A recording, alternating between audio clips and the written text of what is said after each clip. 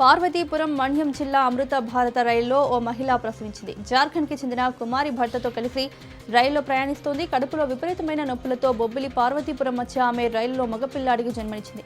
ఆమె ప్రస్తుతం 7 నెలల గర్భిణి. రైల్వే అధికారులు విషయం తెలుసుకుని 108 వాహనంలో తల్లి బిడ్డను జిల్లా ఆసుపత్రికి తరలించారు. జిల్లా ఆసుపత్రిలో తల్లి బిడ్డ ఇద్దరు క్షేమంగానే ఉన్నట్లు వైద్యులు తెలిపారు.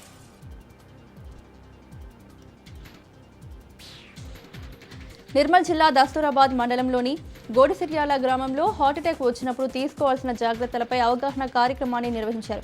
దస్తూరాబాద్ తహసీల్దార్ యాదవరావు స్థానిక ఉప సర్పంచ్ అధ్యక్షతన ఎన్డీఆర్ఎఫ్ బృందం ఆధ్వర్యంలో అవగాహన చేపట్టారు.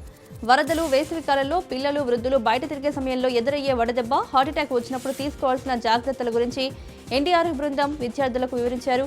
ఈ కార్యక్రమంలో NDRF inspector Ashok, fire officer Srinivas Kanapur పాల్గొని ప్రజలకు వివరించారు. సంతోష్ నగర్ ఫ్లైఓవర్ పనులను జూన్లోగా పూర్తి చేస్తామని జీహెచ్ఎంసీ కమిషనర్ ఆర్వి కర్ణన్ అన్నారు. చంచల్గూడ, సంతోష్ నగర్ స్టీల్ ఫ్లైఓవర్ నిర్మాణ పనులు జరుగుతున్నాయి. దీనికి సంబంధించి పనులను త్వరితగతిన పూర్తి చేయాలని ఇంజనీరింగ్ అధికారులను జీహెచ్ఎంసీ కమిషనర్ ఆదేశించారు. నిర్మాణంలో ఉన్న సంతోష్ నగర్ ఫ్లైఓవర్ పనులను కమిషనర్ ఆకస్మికంగా తనిఖీ చేశారు. తనిఖీలో కమిషనర్ వెంట చార్మినార్ జోనల్ కమిషనర్ శ్రీనివాస్ రెడ్డి, ఇతర అధికారులు ఉన్నారు. నారా భువనేశ్వరి నేటి నుంచి 4 రోజుల పాటు కుప్పం నియోజకవర్గంలో పర్యటించనున్నారు. ఈ పర్యటన కోసం కుప్పంలోని తమ నివాసానికి చేరుకున్న ఆమెకు మహిళలు ఘన స్వాగతం పలికారు. ఈ రోజు ఉదయం కడపల్లి నివాసం వద్ద ప్రజల నుంచి అర్జీలను స్వీకరించారు. అనంతరం మంకలదొడ్డి, సింగారపురం, మెట్లచేను, పూసూరు గ్రామాలకు చెందిన మహిళలతో ముఖాముఖి కార్యక్రమంలో భువనేశ్వరి పాల్గొన్నారు. అంగన్వాడీ సెంటర్లో సదుపాయాల గురించి ఆరా తీసి పైపాల్యంలో విలువల బడి కార్యక్రమంలో భాగంగా విద్యార్థులతో ఆమె భేటీ అయ్యారు.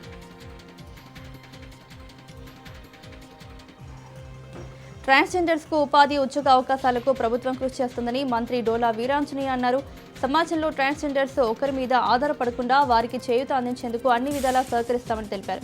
విశాఖలో జిల్లా కలెక్టర్ హరీందీరా ప్రసాద్ చొరవతో రాయితీ ద్వారా ట్రాన్స్జెండర్స్ కు 3 ఆటోలను మంత్రి డోలా అందజేస్తారు. ట్రాన్స్జెండర్స్ కు గుర్తింపు కార్డులు, రేషన్ కార్డులు అందించేందుకు ప్రభుత్వం సిద్ధంగా ఉందని మంత్రి అన్నారు. సమాజంలో ప్రభుత్వం, జిల్లా అధికార యంత్రాంగం ద్వారా తమకు గుర్తింపు, ఉపాధి అవకాశాలు కల్పించినందుకు ట్రాన్స్జెండర్స్ ధన్యవాదాలు తెలిపారు.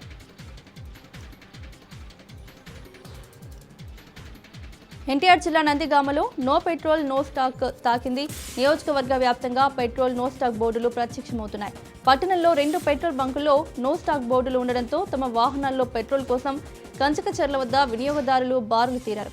ఇరాన్, ఇజ్రాయెల్ యుద్ధంతో పెట్రోల్ సమస్యలు తలెత్తుతాయనే ఆలోచనతో వాహనదారులు ముందస్తు చర్యలు తీసుకుంటున్నారు. కంపెనీలు తమకు ఆయిల్ ట్యాంకర్లో స్టాక్ ఇవ్వడం లేదని, స్టాక్ ఇస్తే తప్ప తాము ఏమీ చేయలేమని బంక్ యజమానులు చేతులెత్తేస్తున్నారు. తమ సమస్యలు వెంటనే పరిష్కరించాలని కోరుతూ నిజామాబాద్ జిల్లా ఆర్మూర్ మున్సిపల్ కార్మికులు ఆందోళన చేపట్టారు. కార్యాలయం ఎదుట బైఠాయించి కనీస వేతనం అమలు చేయాలంటూ డిమాండ్ చేశారు. అధికారులకు వ్యతిరేకంగా నినాదాలు చేశారు. కార్మికుల కనీస వేతనాలు అమలు చేయడం లేదని, ఎన్నికల్లో విధులు నిర్వహించినా తమ వేతనాలు ఇంకా ఇవ్వలేదని, రెగ్యులర్ కార్మికులకు వేతనాలు చెల్లిస్తున్నారని ఆవేదన వ్యక్తం చేశారు. ఇతర మున్సిపల్ కార్యాలయంలో కనీస వేతనాలు అమలు చేస్తే ఆర్మూర్ మున్సిపల్ కార్యాలయంలో కోత విధిస్తున్నారని మండిపడ్డారు. అక్కడికి చేరుకున్న మున్సిపల్ కమిషనర్తో కార్మికులు వాగ్వివాదానికి దిగారు. కార్మికులపై పై స్థాయి అధికారులు అసభ్య పదజాలాన్ని మానుకోవాలని, మున్సిపల్ కార్మికుల సమస్యలు పరిశీలించకపోతే ఆందోళన ఉధృతం చేస్తామని హెచ్చరించారు. కడప వైసీపీ కాంగ్రెస్ పార్టీ కార్యాలయం వద్ద పార్టీ శ్రేణులు నిరసన తెలిపారు. జగన్పై టీడీపీ నేత పట్టాభిరామ్ వ్యాఖ్యల పట్ల తీవ్ర స్థాయిలో మండిపడ్డారు. పట్టాభిరామ్ దిష్టి బొమ్మను గాడిదపై ఊరేగించి దహనం చేశారు. పట్టాభిరామ్ వెంటనే జగన్కు, వైసీపీ కార్యకర్తలకు క్షమాపణ చెప్పాలని డిమాండ్ చేశారు. లేకుంటే రాబోయే రోజుల్లో పార్టీ తరఫున పెద్ద ఎత్తున ఉద్యమాలు చేస్తామని హెచ్చరించారు. ప్రొద్దుటూరు మాజీ ఎమ్మెల్యే రాచమల్లి శివప్రసాద్ రెడ్డి సంచలన వ్యాఖ్యలు చేశారు. షర్మిల తమని కుక్కలతో పోల్చిన బాధ లేదని, తాము జగన్కు విశ్వాసం గల కుక్కలమని అన్నారు. తమ యజమాని జగన్ తన ఇంట్లో దొంగలు పడితే తాము ఖచ్చితంగా మొరుగుతామని అన్నారు. జగన్కు దమ్ము, ధైర్యం లేక వేరే వారితో మాట్లాడించారన్న షర్మిల మాటలను రాచమల్లి శివప్రసాద్ ఖండించారు. దమ్ము, ధైర్యానికి కేర్ ఆఫ్ అడ్రస్ జగన్ అన్నారు. జగన్ ఆశతో పాటు వైఎస్ భారతిని కూడా షర్మిల టార్గెట్ చేశారని ఆరోపించారు. వివేకానందరెడ్డి గుండెపోటు అంశం అన్ని మీడియా ఛానల్తో పాటు సాక్షిలో కూడా వచ్చిందని షర్మిల అన్నారని, గుండెపోటుతో వివేక చనిపోయారు అనే విషయం మొదట అవినాష్ రెడ్డికి తెలిపిన శివప్రకాష్ రెడ్డిని ప్రశ్నించకుండా కేవలం భారతి, అవినాష్ రెడ్డి, వైఎస్ భాస్కర్ రెడ్డిలను టార్గెట్ చేసి షర్మిల మాట్లాడుతున్నారని రాచమల్లి శివప్రసాద్ రెడ్డి తెలిపారు.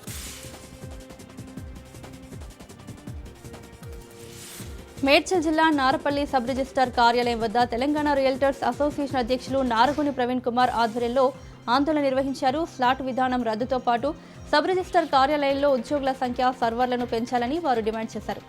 రోజుకు 60 నుంచి 70 రిజిస్ట్రేషన్స్ జరగాల్సి ఉండగా సర్వర్ ప్రాబ్లం వల్ల 20 నుంచి 30 వరకు మాత్రమే జరుగుతున్నాయని అసోసియేషన్ అంటోంది. కొనుగోలు, అమ్మకానికి రిజిస్ట్రేషన్ సబ్ రిజిస్ట్రార్ కార్యాలయానికి వస్తే వేచి చూడాల్సిన పరిస్థితి ఏర్పడింది. కనీస వసతులు కూడా ఉండవంటూ ఆవేదన చెందారు. తక్షణమే ప్రభుత్వం ఈ సమస్యలను గుర్తించి సబ్ రిజిస్ట్రార్ కార్యాలయంలో సేవలు సులభతరం చేయాలని ప్రభుత్వాన్ని డిమాండ్ చేశారు.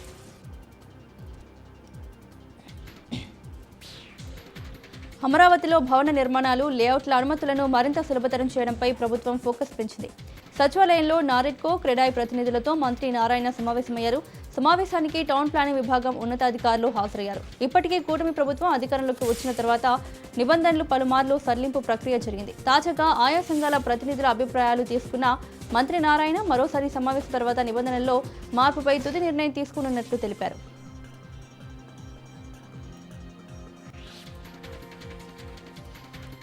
వనపర్తి జిల్లా ప్రభుత్వ జనరల్ ఆసుపత్రిని కలెక్టర్ ఆదర్శ సురభి ఆకస్మిక తనిఖీ చేశారు. ప్రభుత్వ ఆసుపత్రిలో మౌలిక సదుపాయాల కల్పనకు సత్వర చర్యలు తీసుకోవాలని ఆదేశించారు.